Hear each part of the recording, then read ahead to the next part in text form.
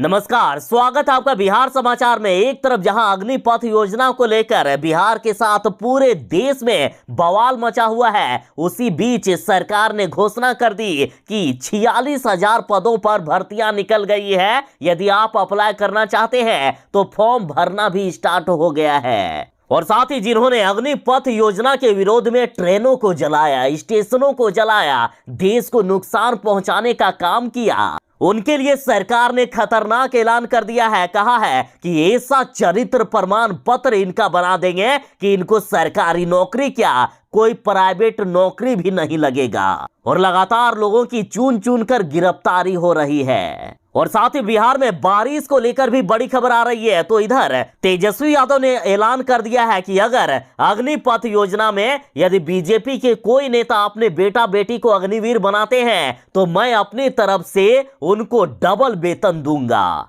तो आज की बड़ी खबरों पर बात करने से पहले आपसे एक छोटी सी अनुरोध है, कृपया वीडियो को एक प्यारा सा लाइक अवश्य कर दीजिएगा। आपका लाइक करना ही हमारी मेहनत का फल होता है।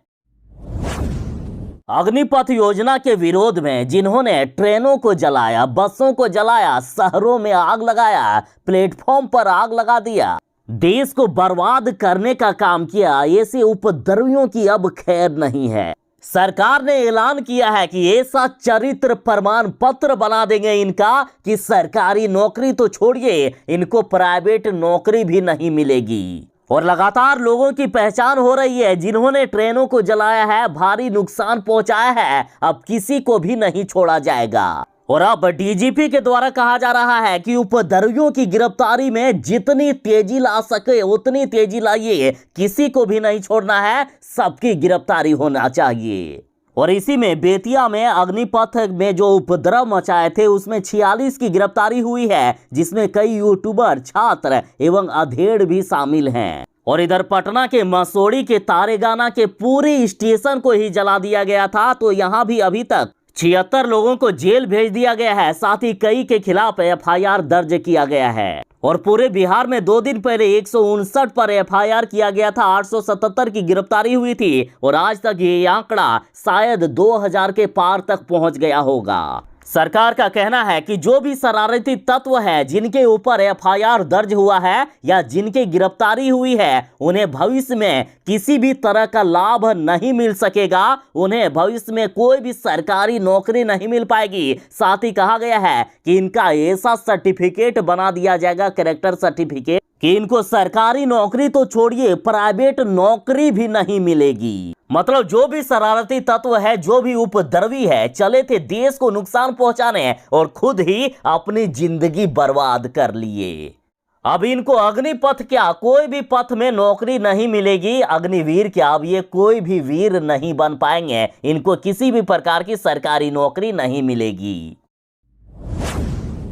एक तरफ जहां अग्निपथ योजना को लेकर बिहार के साथ पूरे देश में बवाल मचा हुआ है, विपक्षी अभी भी इस योजना को वापस लेने की मांग कर रहे हैं। लेकिन मोदी सरकार ने कसम खा ली है कि इस योजना को किसी भी कीमत पर वापस नहीं लिया जाएगा। और अब इस प्रक्रिया को तेजी से करने का निर्णय ले लिया गया है और अब इसका नोटिफिकेशन भी जारी कर दिया गया। नौकरी निकल गई है, 46,000 पदों पर नौकरी निकल गई है अग्निपथ योजना के तहत।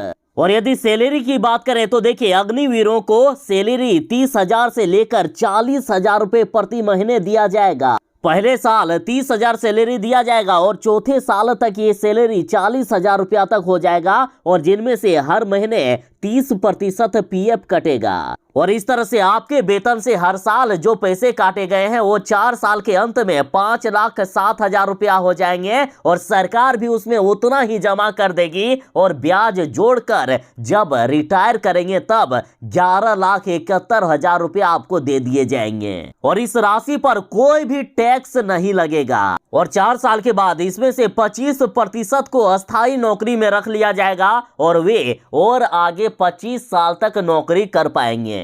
और आखिर कौन अप्लाई कर सकता है, तो देखिए, जिसकी आयु 17.5 साल से लेकर 23 साल तक है वो लोग इसके लिए आवेदन कर सकते हैं। और अलग अलग पोस्ट में अलग अलग क्वालिफिकेशन मांगा गया है। कुल मिलाकर कहे तो 8वीं पास से लेकर 10वीं पास के युवा इसके लिए आवेदन कर सकते हैं और कुछ पोस्ट में 12वीं पास भी मांगा गया है। तो जो लोग आर्मी में जाना चाहते हैं तो उनके लिए नोटिफिकेशन निकाल दिया गया है और जुलाई से रजिस्ट्रेशन शुरू होगा, यानी आप जुलाई से फॉर्म भर सकेंगे।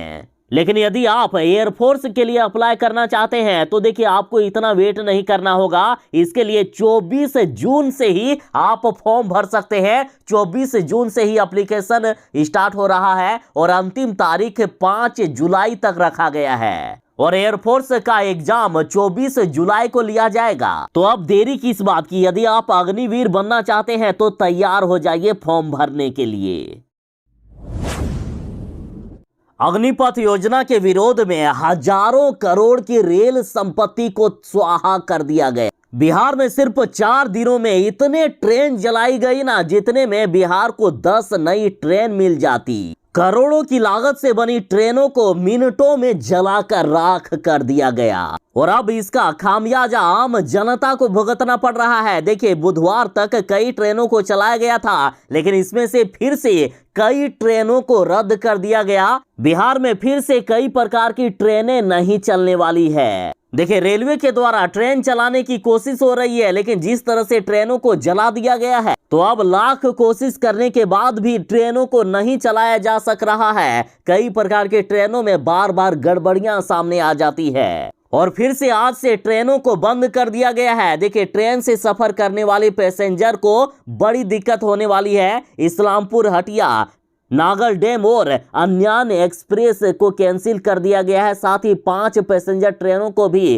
कैंसिल किया गया और एक बार किसी तरह से ट्रेनों को चलाया गया था, लेकिन फिर से भागलपुर से खुलने वाली कई ट्रेनों को बुधवार से फिर से बंद कर दिया गया है। आज फिर से कई तरह की ट्रेनें नहीं चलेगी। भागलपुर रेलवे स्टेशन से खुलने वाली विक्रमशिला एक्सप्रेस, जन सेवा एक्सप्रेस, जम्मू तवी व अंग एक्सप्रेस का परिचालन फिर से अब नहीं होगा।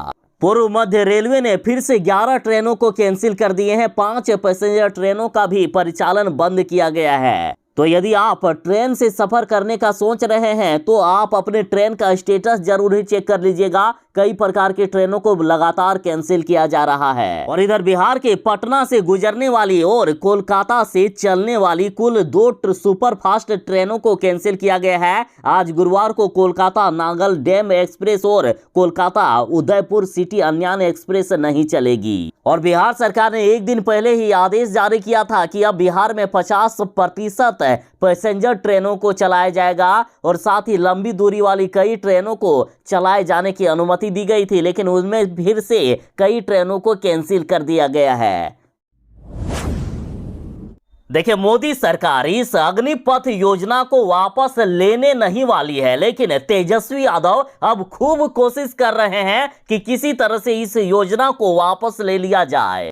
और जैसे कि अग्निपथ योजना में जिनको नौकरी मिलेगी उनको 30 से 40 हजार रुपया प्रति महीना वेतन दिया जाएगा और 4 साल के बाद यदि उन्हें निकाला गया तो सरकार उन्हें 11 से 12 लाख रुपया देगी। तो इस पर तेजस्वी यादव ने पीएम मोदी पर बरसते हुए कहा है कि भाजपा नेता अपने बच्चों को बनाए अग्निवीर, राजद देगी 24 लाख। आप लोग तो 12 लाख देने वाले हैं, लेकिन यदि बीजेपी नेता के कोई भी बेटा बेटी यदि बनता है अग्निवीर तो राजद उन्हें 4 साल के बाद 24 लाख रुपए देगी, यानी दोगुना पैसे देगी। साथ ही तेजस्वी यादव ने मांग किया है कि जितने भी आंदोलनकारियों को गिरफ्तार किया गया है सभी को मुख्यमंत्री नीतीश कुमार जी जल्दी से रिहा कीजिए। साथ ही तेजस्वी यादव ने कहा है कि बीजेपी के नेता कहते हैं कि 4 साल के बाद युवाओं को जब नौकरी से बाहर निकाला जाएगा तब बीजेपी उन्हें अपने कार्यालय में रख लेगी।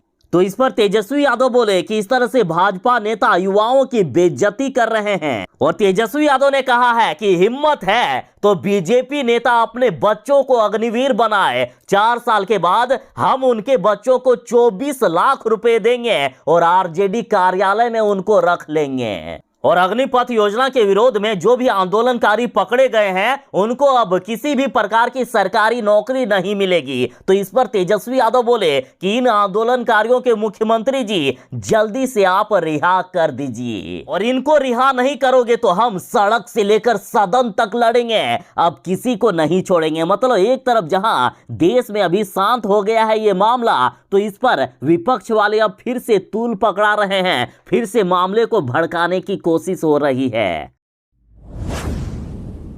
मौसम विभाग ने बिहार वालों को चेतावनी दे दी है कि बिहार में अगले 3 दिनों तक भयानक बारिश होने वाली है। साथ ही बिहार में वही झमाझम बारिश शुरू हो जाएगी, जो बारिश छूटने का नाम नहीं लेती है। मौसम विभाग ने कहा है कि बिहार के कई जिलों में मूसलाधार बारिश होने वाली है और इस दौरान अब नदियों में भी बाढ़ आ सकता है। वैसे नेपाल में लगातार बारिश हो रही है और नेपाल लगातार बिहार में पानी छोड़ रहा है, जिससे बिहार की कई नदियों में बाढ़ आ गया है। और आज भी बिहार के लगभग 17 जिलों में मेघ गर्जन के साथ भारी बारिश हो सकती है और लगातार बिहार में लोगों की वज्रपात से मौत हो रही है, अतः जरा सावधान रहिएगा। और आज बिहार के जिन जिलों में बारिश हो सकती है, ये जिले हैं बिहार के भोजपुर, कैमूर, बक्सर, रोहतास, औरंगाबाद, गोपालगंज, सिवान, अरवल, सीतामढ़ी, मुजफ्फरपुर, पटना, गया, जहानाबाद, नालंदा, शेखपुरा, बेगूसराय और कटिहार। और इन जिलों में भी अगले 24 घंटों के दौरान किशनगंज, मुंगेर, खगड़िया, समस्तीपुर और बेगूसराय में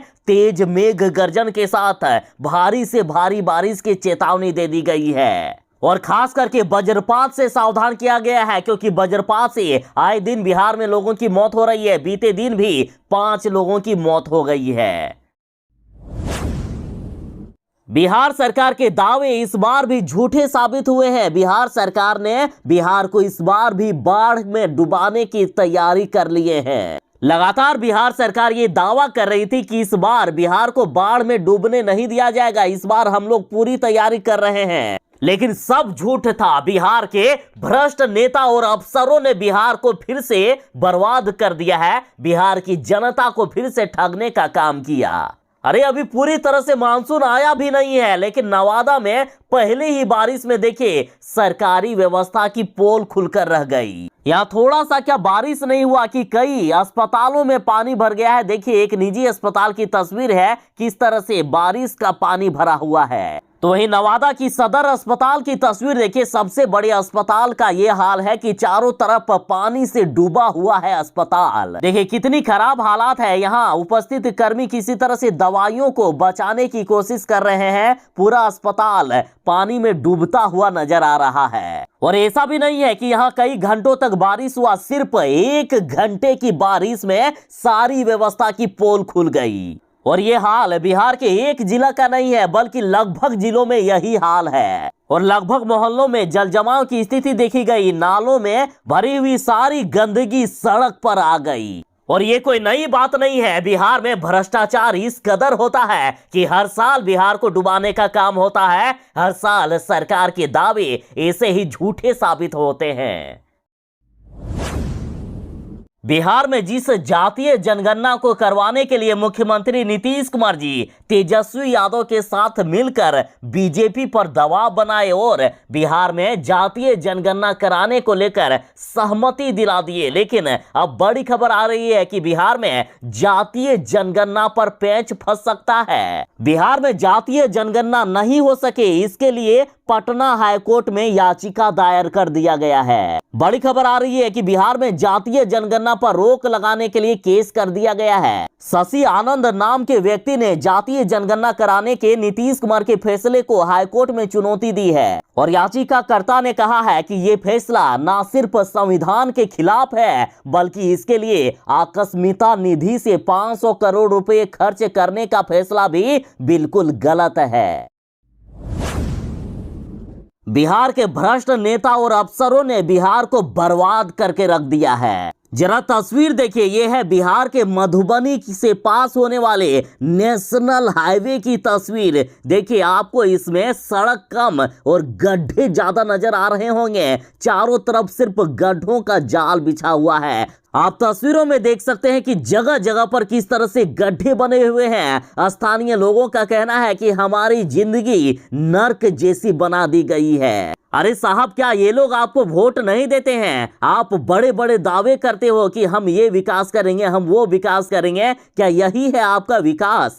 और यही सब कारण है कि आपकी पार्टी आज तीसरे नंबर की पार्टी बिहार में बन गई है। और यही स्थिति रही तो अगले बार आपको वोट देने से पहले 10 बार जनता सोचेगी। आखिर बिहार के मधुबनी के इन इलाकों में रहने वाले लोगों का क्या कसूर है जो आप इनकी जिंदगी नर्क जैसे बना दिए हो। लोगों का कहना है कि जब बारिश आती है तो हमारे घर में पानी घुस जाता है, गड्ढे में पानी घुसने की वजह से रोड पर चलना मुश्किल हो जाता है, पता नहीं चलता है कि कहां सड़क है और कहां रोड, और ऐसे में बड़ा हादसा भी हो सकता है।